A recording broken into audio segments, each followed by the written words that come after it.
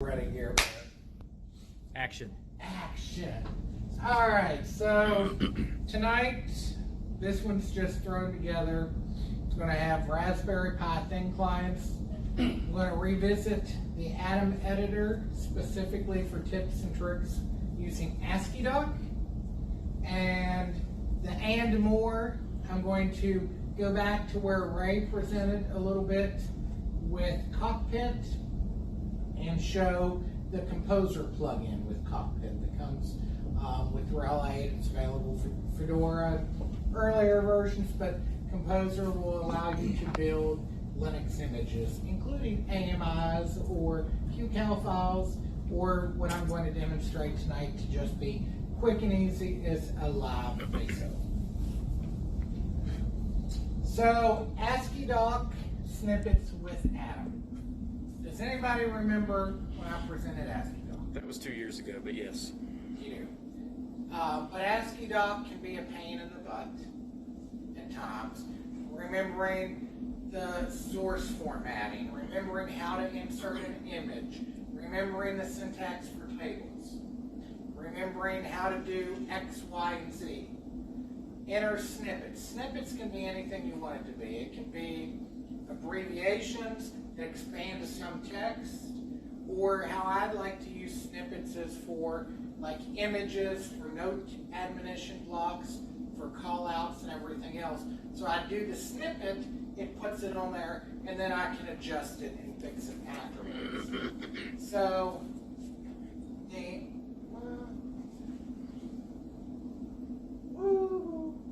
What? there we go. So here's some examples of some snippets. Source is ASCII-Doc.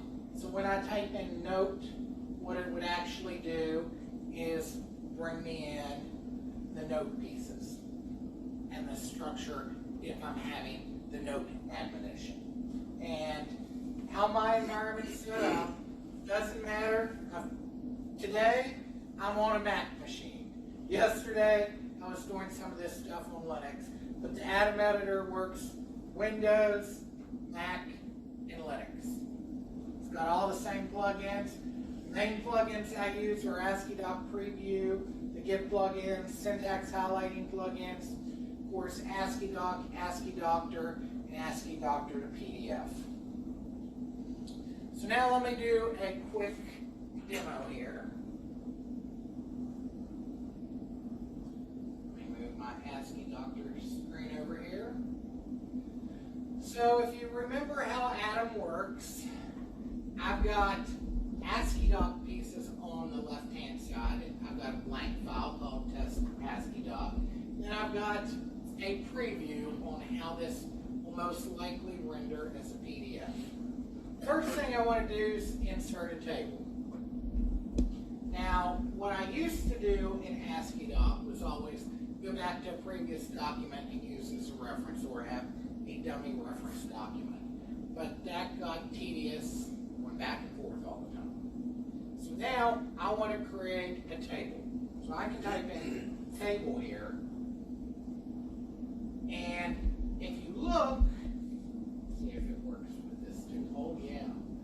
If you look here, when I type the word table, it's picking this up. That's coming from my snippets. So if I just hit enter here, it gives me the baseline for a table. And how I've got this set up, let me see if I can change the resolution.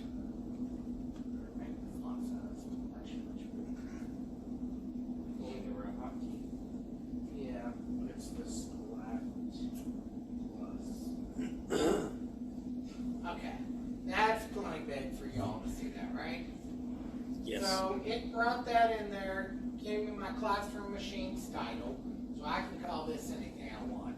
We'll call it Bridgeport Meetup. And notice here I've got columns.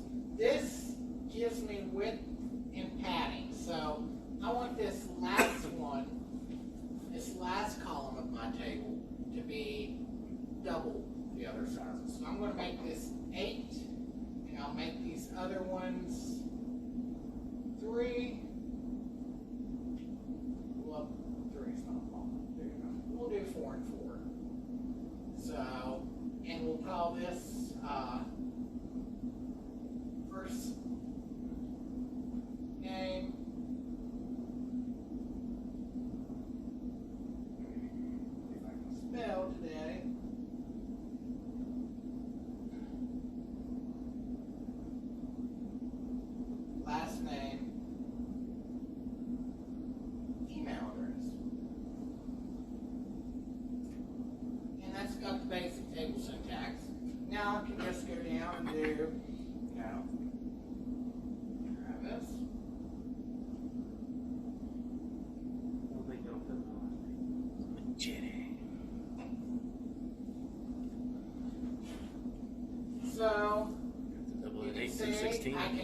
easily add things to the table, and it shows me nicely over here.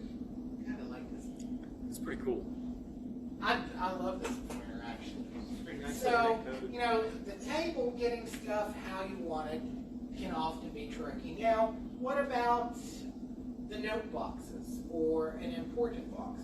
Well, I can type the word note, and that tells me note box. So if I hit enter here, it automatically creates a note box, and I can replace note header with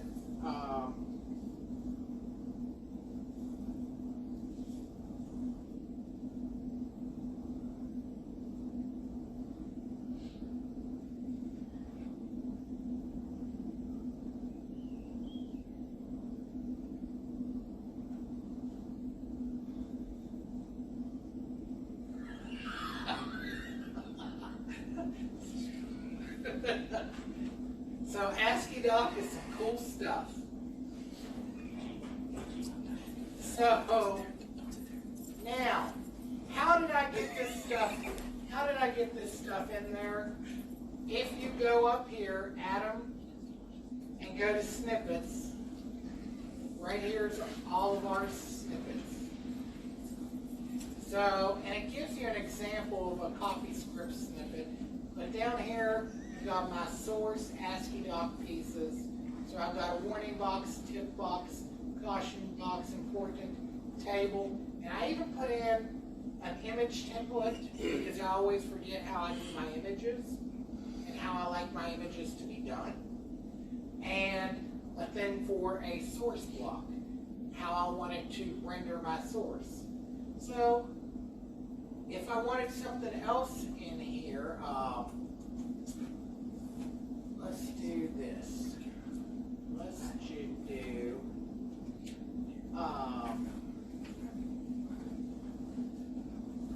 let's see what this is.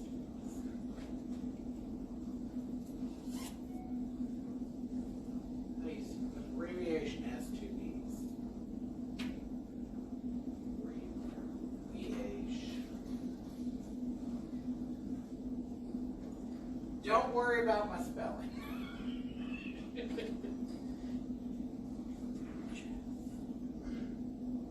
So now I can do red at virtualization. So I created a new snippet. I think I did it right. So now I can just do RHV and hit enter, and it automatically expanded that for me. So how does this snippet thing work?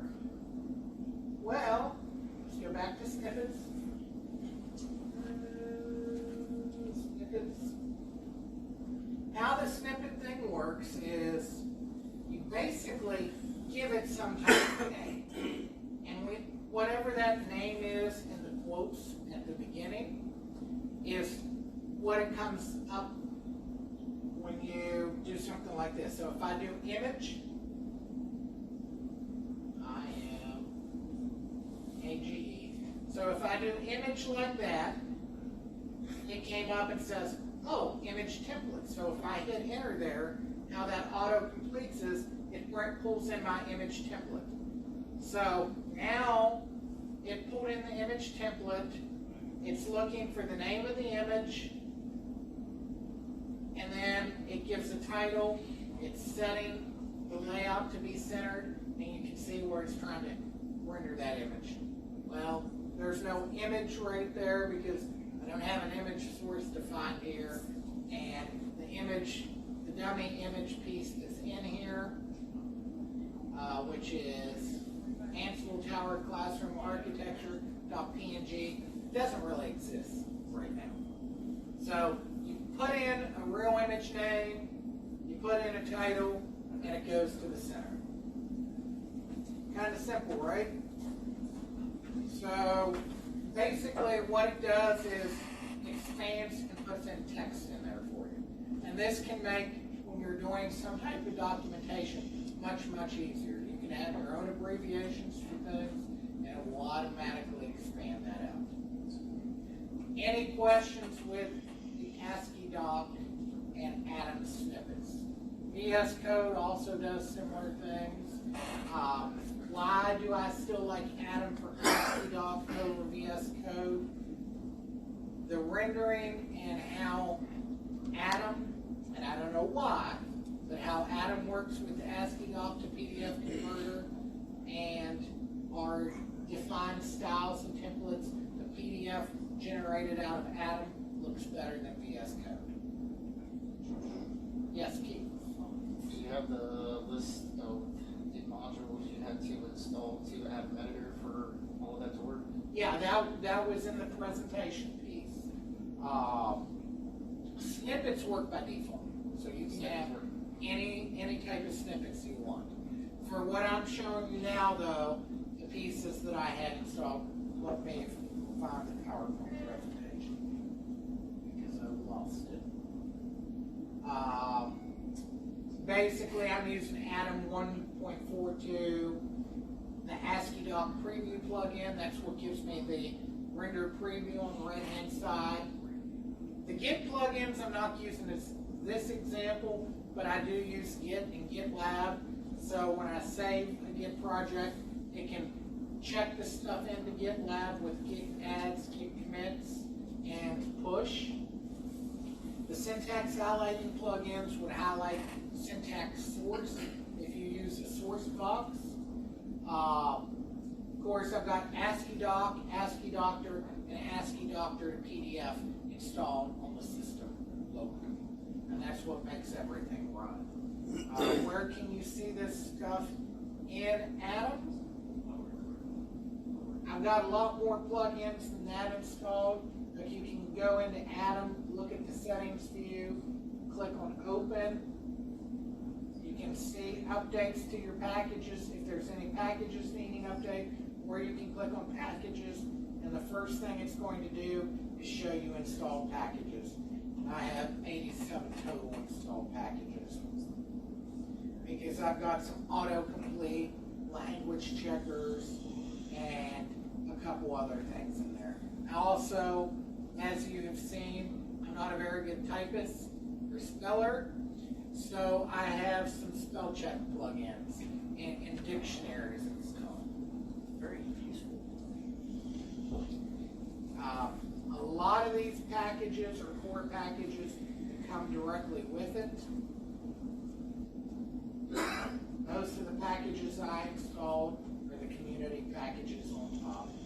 And you can see, I also did not say I did it, but I've got the ASCII-Doc reference check, as well as the autocomplete ASCII-Doc and language ASCII-Doc pieces in there. So that does a little bit better job for the syntax highlight.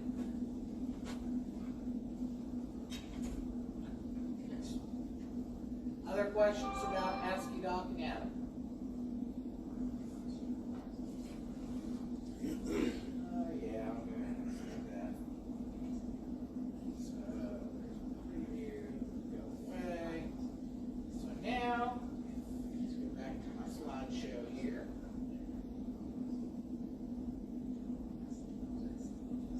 Next thing is Raspberry Pi as a thin client.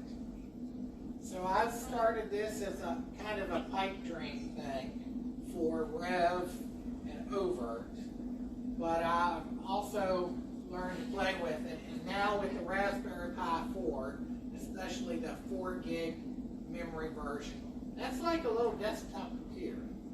It's pretty awesome. When you travel with it, you can stick it in your bag and go. What you see here is a couple little screenshots. This was my Raspberry Pi connected to my MacBook through the VNC viewer. This was the Raspberry Pi using the remote viewer application connected to just a regular KVM machine from Vert Manager running on a Rails system. So, what kind of environment am I using for the Raspberry Pi as a thin client? I've got a Pi 4 with 4 gigs of memory, and I'm using a 64 gig micro SD. Yes, I know that's overkill, but I'm actually using the Pi as a little machine. Can you do this with an 8 gig? Yes. An 8 gig's probably as low as I would go though. 16 would be a nice little sweet spot, but I do use this Pi for other things, including RetroPie, because the Pi 4 does a good job with the RetroPie setup too. But what kind of special software do I have? So I've got the VNC terminal, I've got some various clients for RDP, no machine, we're going to talk about that a little bit, and Vert Viewer. So one of the things before we go into the demo and talk about no machine is RHEL 8, Fedora, and newer systems running, well, I can't say X11 anymore, running a graphical server called Wayland. So Wayland no longer allows X11 forwarding because there is no X11. There's no X11 server, there's no compositor, so you can no longer SSH and tunnel back your graphical session. So you need something else. One of the solutions for RHEL 8 was using the shared desktop, enabling that in No, and using the, I call it the vinegar client. I don't know how else you want to pronounce that. But using that client, you're supposed to be able to do that. Well, that worked fine on RHEL 8.0. It does not work as well on RHEL 8.1. So, enter No Machine. No Machine is multi-platform. So, Linux, Windows, and Mac. Ooh. Why? X11's dead, so you've got to figure out a way to get your screen to you, because if you're using a graphical tool, you need a way to access that graphical tool. So what's that mean now, guys? You're going to have to waste some server space for some of these DB2 servers and other systems that have these management interfaces that rely on X Windows. You're going to have to install some type of graphical session on that server so that you can start that graphical session and pipe that back to you, since you can no longer X11 forward. But in addition to being available on all the major platforms, ooh, look, it's also available on iOS, Android, ARM, and what are we using today? The Raspberry Pi.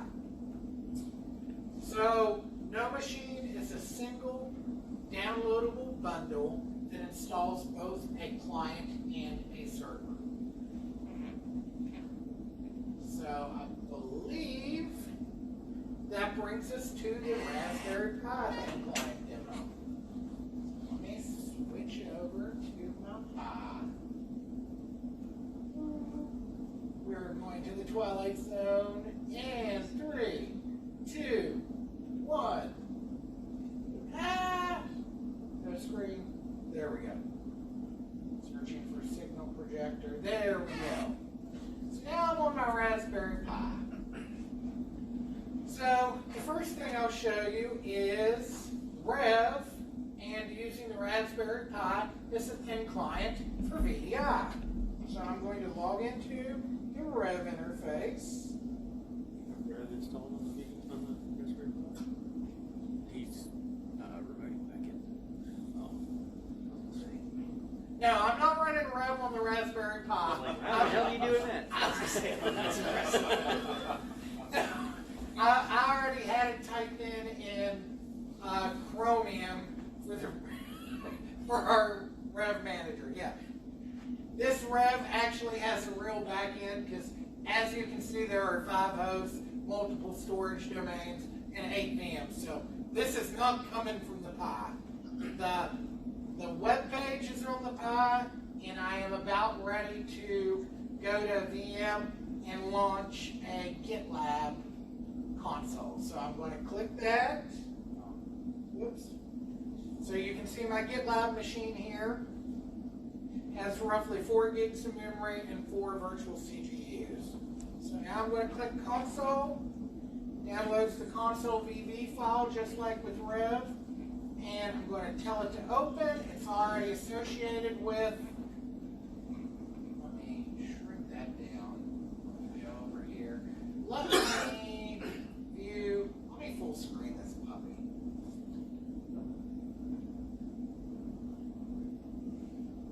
So now I'm full screen. Does it look like I'm on a Raspberry Pi? Let's pull up a terminal window here.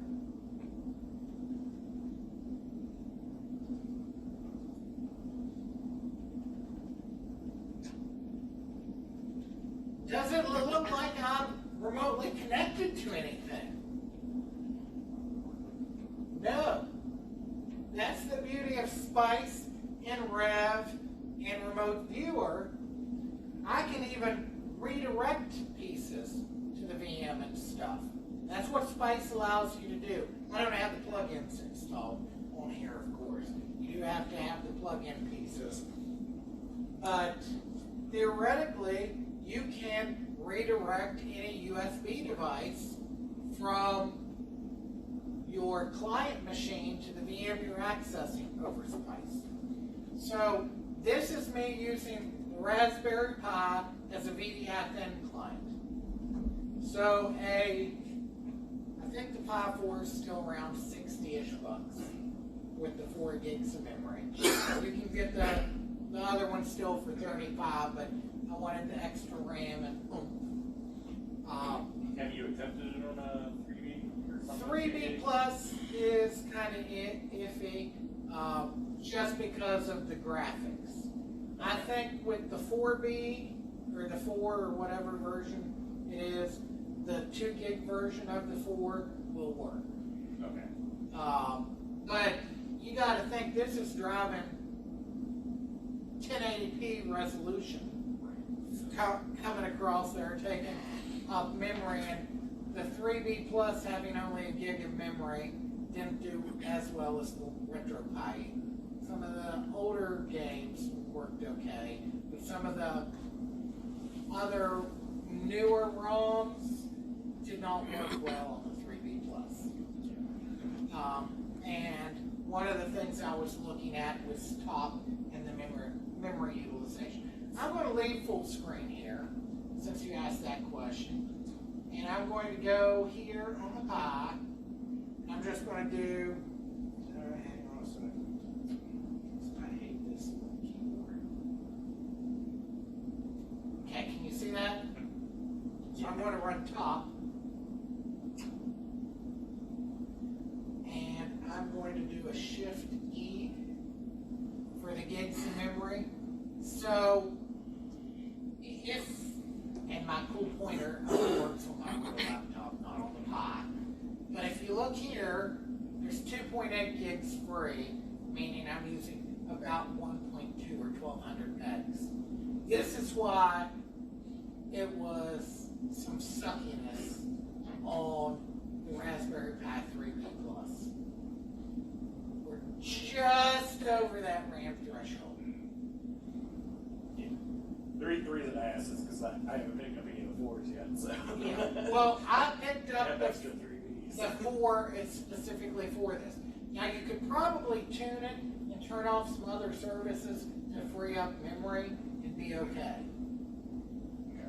But, you know, I did zero tuning. I installed Raspbian and I installed the various clients and I did an update. So I'm just using plain old, I did nothing special to configure this. No tuning whatsoever, no overclocking whatsoever. That's awesome. Okay. Just an out-of-the-box install, because my dream for a previous location I worked for that had VDI using Rev, I wanted to install a Pi on the back of the monitor and just shove a 16 gig SD card in it and let that be their thin client, because everyone was using the machines to access VDI. So instead of a $700 to $1,000 desktop machine that's doing nothing but providing them resources to get to their real computer, you can do it for $60, saving on cooling and saving on power. Because the Raspberry Pi, even the 4, takes 10, 15 watts of power on average versus 450 watts or something for some of those desktop machines. Imagine you've got 1,000 users accessing that. The kind of savings this is the thin client does. So this is one thing that you can do is Vert Viewer. So I mentioned VNC.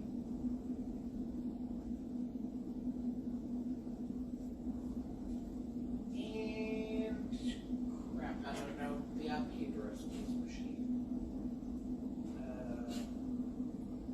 Please bear with me while we find an IP address. Alright. Oh. 151. Continue. I didn't hit enter yet. Oh, I did hit enter. That's not shift.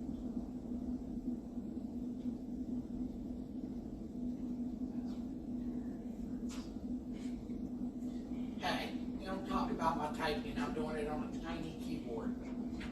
Anyways, here's my MacBook. I'm being seated into my MacBook from my Raspberry Pi. So let's see, Raspberry Pi, how do you look right now? Well, still 2.8 gigs free. Not too bad. Let's get rid of this VNC on my MacBook.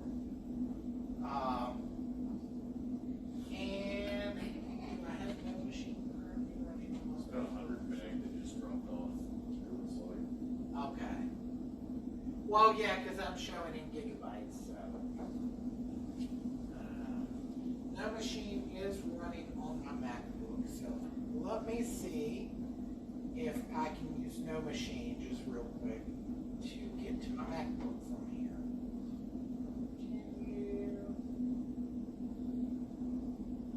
I don't know if the ports are open on that too.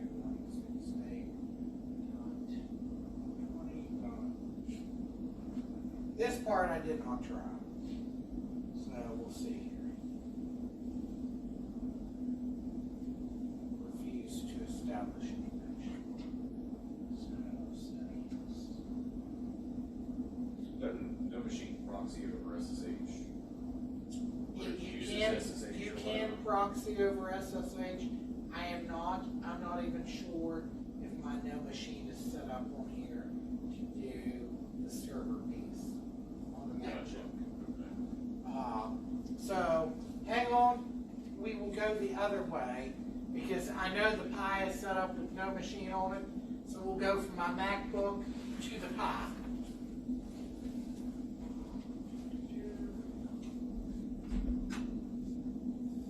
Searching for signals. So now let me bring up no machine here, and we'll go to the Raspberry Pi.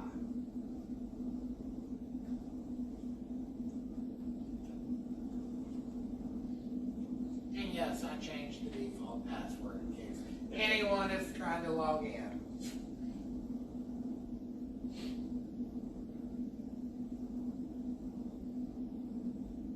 So there's no machine accessing the Raspberry Pi, and I've got it set up right now in window mode.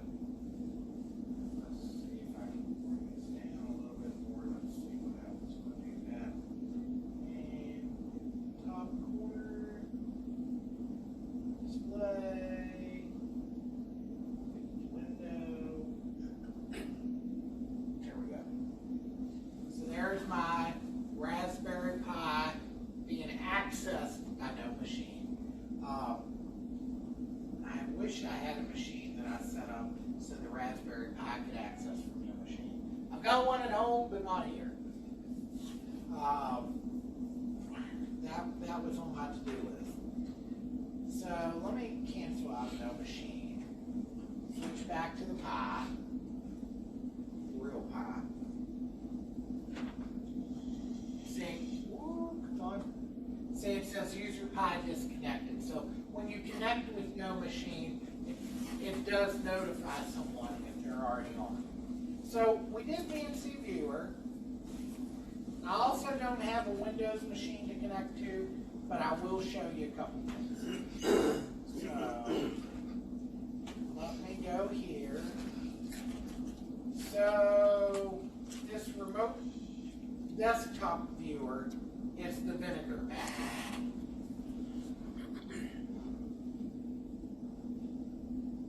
And that's how they spell vinegar the fancy way.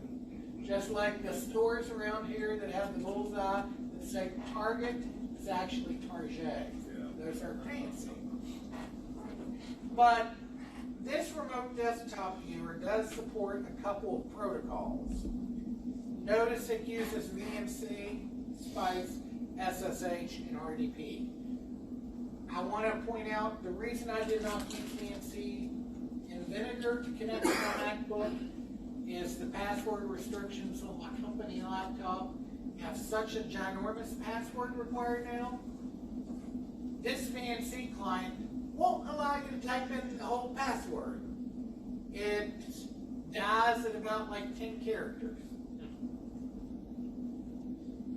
But it does work well for RDP to get to the $M machines, aka Microsoft Windows style machines. So Windows servers and Windows desktop workstations. It works okay supporting whatever newer security protocol that they've been implementing. I believe so. I'm not 100% sure. I haven't tested it on a brand new Windows system. Yeah, I've used it to access. Yes. You have used it to access? 2K16 boxes. Okay. Yeah, it's not fought for the longest time, but like the REP client for Linux, No. they could negotiate whatever. Yeah, this does most of the protocols, and there was an update. I just don't know about the configuration. Now, which one, Doug, did you say? 2016? 2016, yeah. Okay. So we know it goes to at least 2016, which would cover Windows 10 as well. Yes. Oh, yeah, it definitely does that. For the mouse between. Yeah, and I didn't have time to build a VM to connect to of Windows. But you're good at that. So you can download. I used to be good at that. Now I teach, Gary. I'm no longer a Windows administrator that works for Red Hat. I am a trainer. So, are there any questions about the Raspberry Pi as a thin client? All right. So, let's switch back.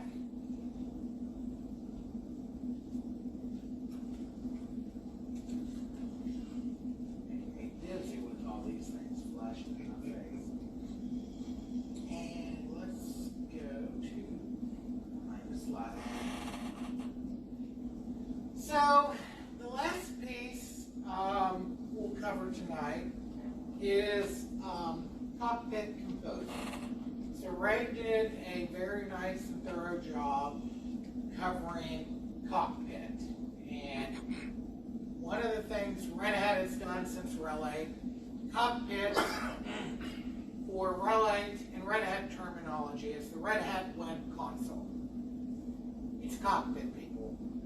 Cockpit. Cockpit has a couple things on the side here. You've got your system, some virtualization pieces, and then you've got this little thing with the stacks at the bottom. That's your finish folder or your composer. And that's what you can see on this screen. The URL actually says welder. Now, how do you do this? Any recent version of Linux, RHEL 7.5 and above, RHEL 8.0 and above, Fedora,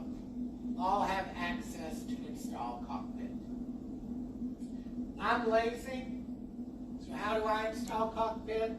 I do a yum space install space Cockpit star. So it gets all the plug-in modules, and I don't have to go back and forth and remember everything.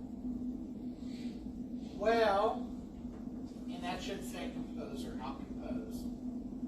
The other thing you need, in addition to Cockpit Composer packages, is the actual Lorax Composer packages to install. So that's one thing you need to remember to install. And the port open. And what? And the port. And the port. Well, RHEL 8 Did that go over and newer 9090? systems, 9090 becomes open by default because Cockpit's installed by default. Oh, okay. So in Firewall D, that port's already allowed, Oh, just as with SSH. So you do not have to remember to open the port. But yes, good point, since I mentioned RHEL 7. On some of the RHEL 7 systems, when you do install Cockpit, you need to you need to install and set up your correct firewall rules in place. So let me end this show here. Let me move this VM over to here. Maximize that VM. And here we go. So I am in Cockpit here. I signed in already. So just as I said before, you've got your foundation stuff here. You know, I've got my virtual machines, and you can see the VMs that are running and shut off. I need to turn on some VMs, so hang on 1 second so it's ready. RHT.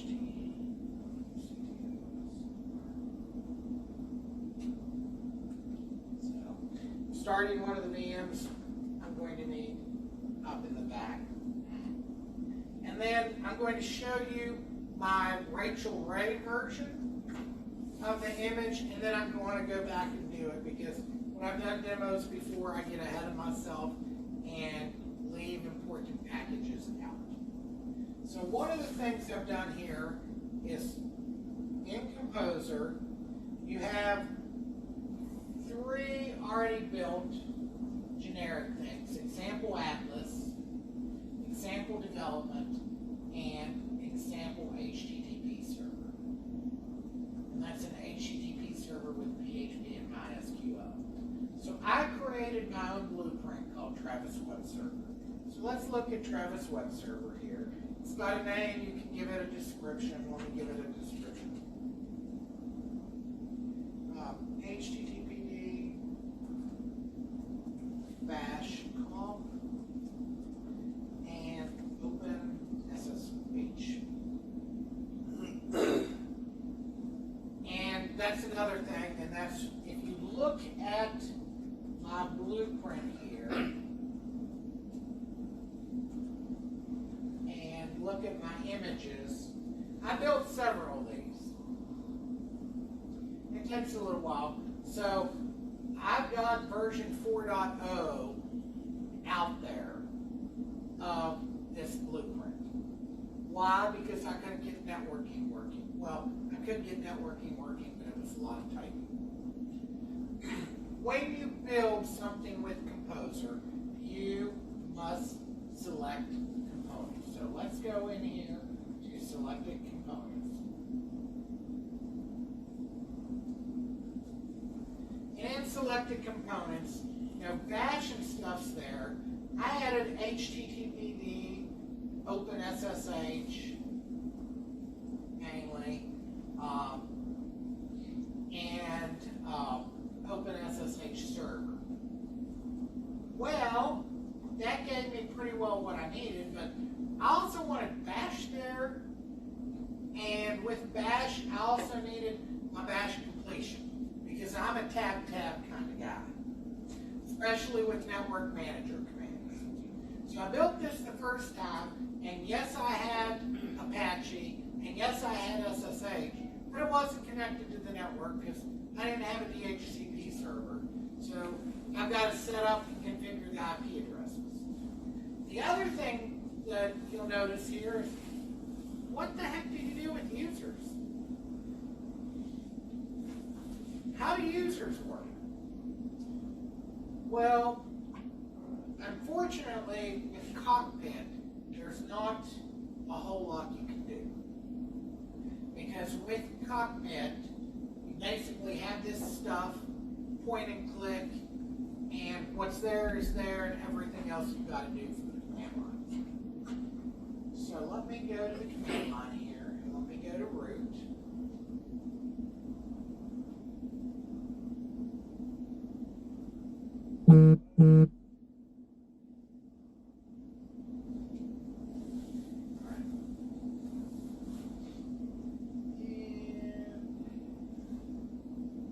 Okay. I'm cheating because I've got it in my command history. Let me also biggie size this for y'all too. And yes, Chris, I know there are hotkeys for this. Since I'm on the Mac, it just screws with me. Still, I'm getting used to a Mac again. So, where does Composer put the stuff? Bar, lib, Lorax, Composer, Blueprints, Git, Workspace, Master. And then I've got this Travis Web Server.toml file. So I'm going to open this up in my editor. And what it does is, this is what gets built automatically by your Composer and Welder plugin pieces in Cockpit. So, there's the package bash, there's bash completion, HTTPD, libvirt bash completion, OpenSSH, OpenSSH server. Then you can have customizations. This is where I define a user. So customizations user, that's what it's running. Groups, it's going to put this person in users and wheel. Here's an SSH key. Name is student and password. That's the encrypted password. So you can take that out of your shadow file, or you can use the crypt command to generate what that encrypted password hash is going to be that you put in a file like this. So now what I'm going to do is go into Virt Manager. I've already got this machine set up here. So it is looking at my CD-ROM, the live CD that I built. What I'm going to do is hit play. It's already set up to boot from my live CD. So you can see it's booting up, booting from CD. Oh, it blacks that out. So boo. But anyways, this is a live Rel 8 ISO. I didn't know they made such a thing. So I'm going to hit start Red Hat Enterprise Linux 8.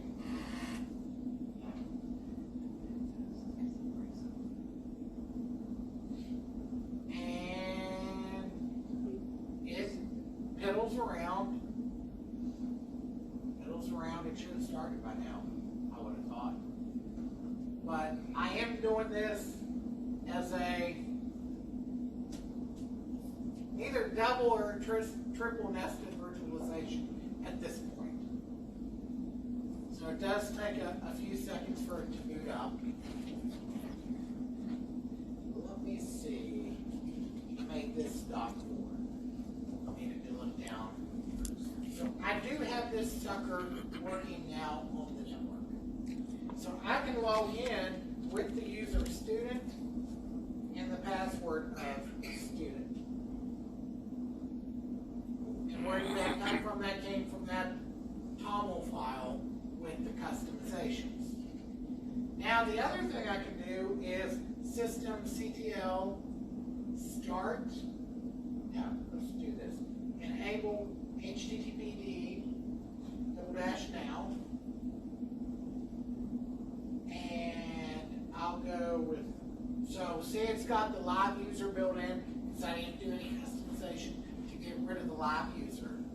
I'm going to do this as student, and since student was in wheel and this is rel 8, he's automatically in the sudoers.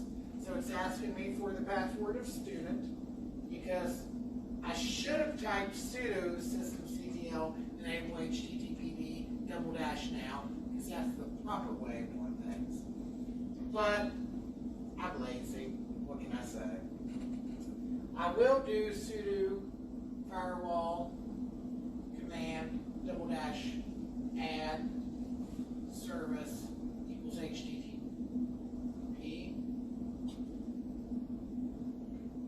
student, and it's successful. So now let's go back here, and I will do https oh shoot. So we'll treat you to PG. Sorry, YouTube. Now the kids can't watch it. It's not going to work, because why? I did the demo at home and pre-baked the ISO, but guess what's not in there? Huh? Oh, No. enabling you. Enabling any of the networking. I opened the port, but I didn't customize the networking in the scripts, which is why I had bash completion, because I looked down at the IP address that this machine needs to have. So I need to go back here. Woo. Need to go back here, and I need to, I'm just going to do a sudo-i.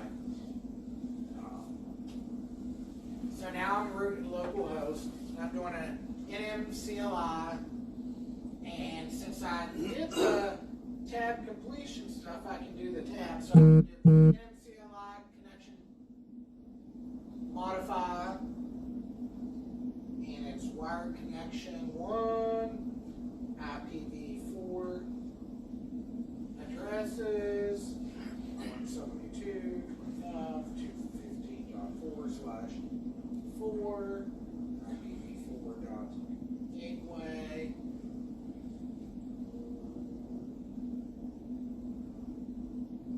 Gateway is 172. Now, are you using MMCLI for our benefit, or do you actually use that at all? I've been trying to use it You all the time since I'm supposed to teach it. But yeah, I've been using it at home more. So, if you get used to NMCLI, then the command line completion, it does work pretty well with rel 8 and the newer versions. Rel 6 is definitely not. So, and now I can do NMCLI, cons, up, wired. Travis, does Rel 8 still have the NM2E? I don't know. I think it's still there. I don't know if you've got to enable module string though. We might see in a second, since you asked that question, because that falls in the other cool stuff. Yeah. So now I believe this machine has an IP address, and now I should be able to. Ooh, oh, not an S. Let's get rid of the S now. And woo, Apache's there. Woohoo! See, Let me do my victory dance. My original thing was what you don't do. You're wrong for it. Garrett, can the camera see me? Does it need to? No. Okay. Now it's safe for work. I got it zoomed in pretty hard on the screen up there. Okay, so that's how you can use a composed image. How do we build one? Well, I can modify this one, but let's start with back to blueprint. And I'm going to create a blueprint. Let's name it. And I'll just name it Doug. And I'll call it Doug's Special System. I'm afraid. And Doug's Special System, what does Doug want to do? He wants to have a web server. So Doug's web server is Nginx.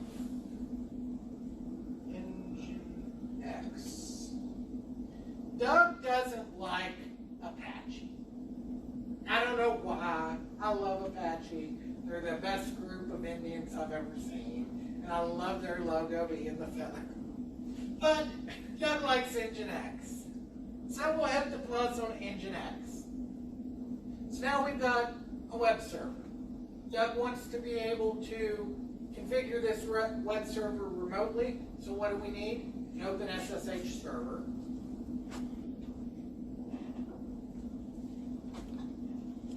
So we'll give it open SSH So needy, and Doug. open SSH So needy. server. Doug also likes to use PHP and a database. So let's look for PHP. So let's give him the PHP common library, regular PHP. Let's give him the CLI for PHP and the database layer. And I don't know what else Doug likes to do with PHP. Let's give him access to ODBC databases. And does anybody know if there's a special PHP plugin for MySQL? Let's give him for Postgres because we just love Postgres.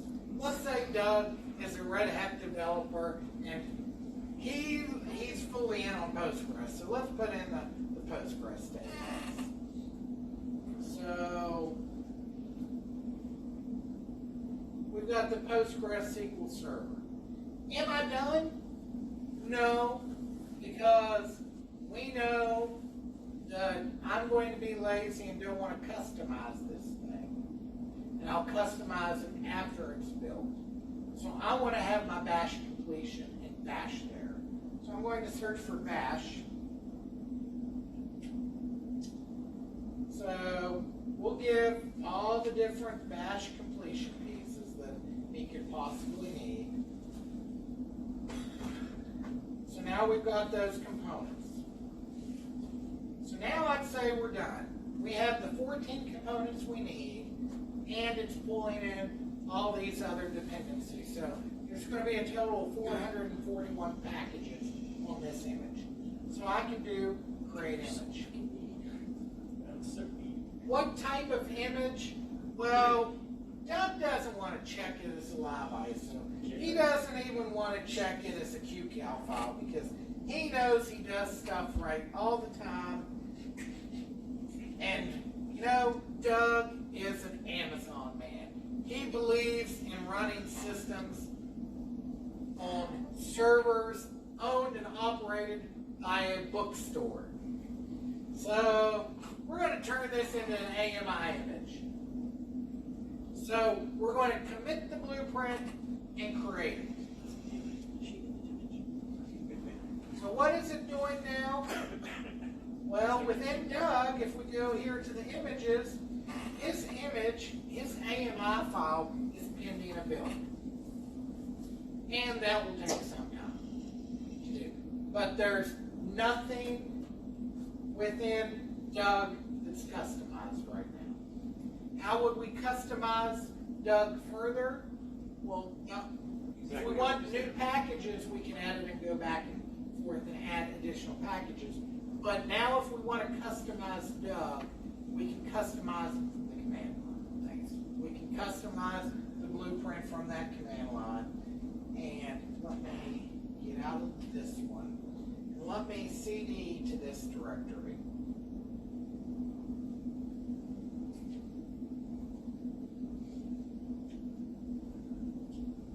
Because we should see a Doug Tommel. Hey, Doug Tommel, how are you doing? So I can vim Doug Tommel. And here's everything. This is version .2 of his package. Now, I'm going to cheat. I've already got my custom user thing here.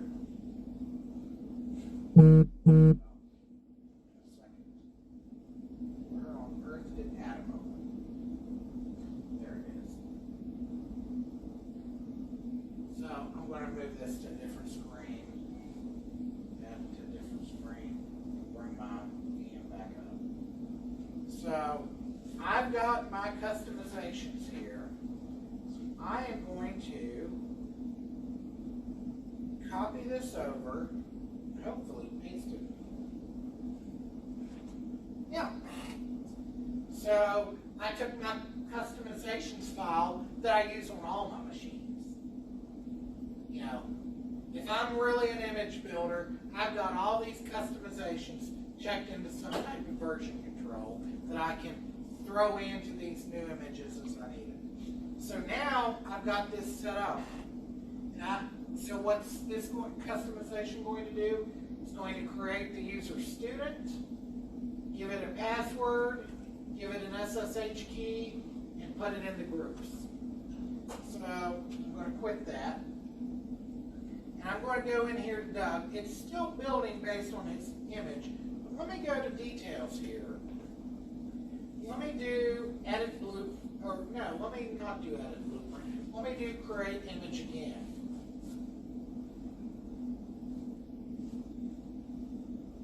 I could do anything I'd want to do there. And what it would do is commit the new blueprint and take that user customization piece. So this first AMI thing, I have no way of testing. Because even though I'm Prime, and I like Amazon for not having to leave the house for anything. And the Expanse. And the Expanse, yeah. And the boys. Drops out, yeah. Oh, and Jack Ryan, shout out to Jack Ryan.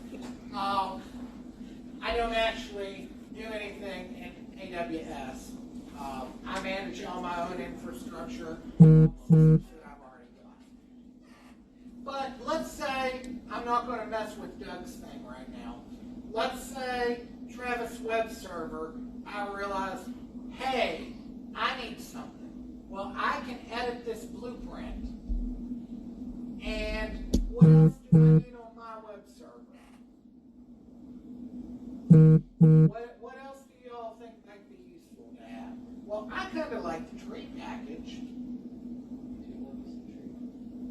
So I'm going to put the tree on there. And the editor, I need Vim.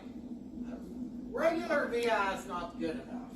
I want the new and improved Vim. So you probably should, if you're wanting to use Vim, is load on Vim as well. I do Vim Common and Vim Enhanced. So what's that say here?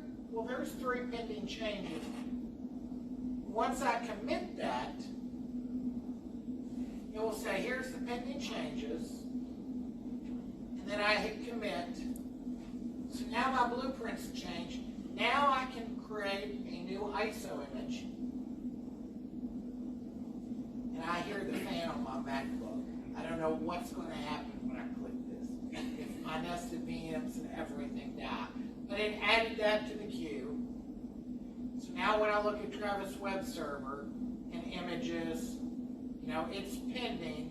And it's actually basing this on version 6 of my blueprint. Because I played around with my blueprint and edited the blueprint without creating an image between 4 and 6. Let's go back to Doug, see if he's ready or see if he's still pending. Oh, Doug is complete. He's the whole man. He's ready to be Engine X and have his web server. So let's look at the Doug blueprint now. And Doug realized he needed Vim as well. So let's commit those changes. And now Doug's committed. And now if we create a new image from Doug, Committed to the asylum. he will be committed, and the new image will be created from that newly committed blueprint. So the new image will have everything the old one did, plus it will have the Vim components, and it will create a user called student. Now ideally, in your customization file, if you're creating a live ISO and things like this, you would probably want customizations in there to disable the live user, make it to where root can't SSH in there, and ideally you'd have the network manager or ifconfig, if that's how you choose to do your networking, your network settings set up for DHCP or your static IPs. So when it builds the image, it's 100% ready to go. If you were really doing this for Amazon and then AMI, I know you're not using static IPs out there, so your network configuration would be set up to do DHCP. So when you spin up that image, it gets its DHCP networking information and it's ready to go. Are there any questions about the Composer plugins for Cockpit? I'm assuming it makes the images cloud and it ready by default, or did you have to add that component? You would have to add, if you want to use Cloud in it, you would have to add that.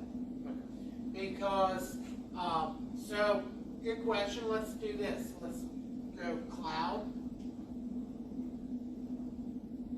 So, you would have to, just like when you're building your own image that you want to be cloud initable, if that's a word. Hey, it's English, I can make words on the fly. And then how you have to install the cloud init package to those machines before you seal them to where they can be cloud init enabled. In order to do it here, you would have to do the plus on both of those cloud init packages too. Otherwise, they don't exist on your image.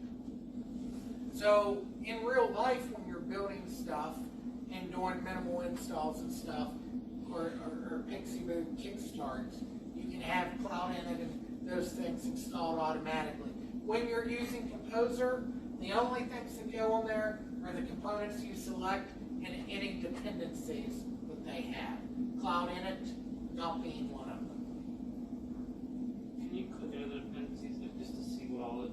Oh yeah. Are those pretty searchable, or does it just give you a list? Okay. Gives you the list. Perfect. Okay. You can filter by name, reorder it, filter by version, filter by release. The other thing you can do is click on selected components here. And if you look at Bash, it shows you the dependencies that go with each package. That way you don't get into RPM, HE, double hockey sticks. Is that better, Gary? Yeah.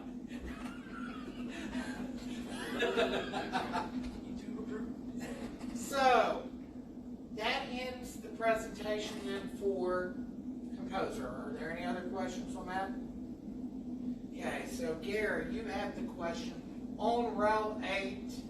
Can you refresh NM2E? NM2E?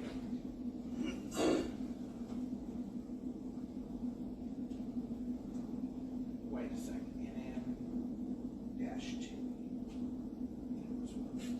Nope. Does not look like it's available. At least by default. And the repositories that I have. I can't remember if that was completely yanked out or not. They did take some pieces out. So like IP tables, you've got to go through a bunch of hoops to get IP tables totally installed back on there. So you can use those in row 8. Other questions? Network managers are a friend. I encourage you to learn NMCLI. It's not that bad. It's tab line completion. I don't want You can't make Brother, watch me. All right. Well, thank you everyone for coming.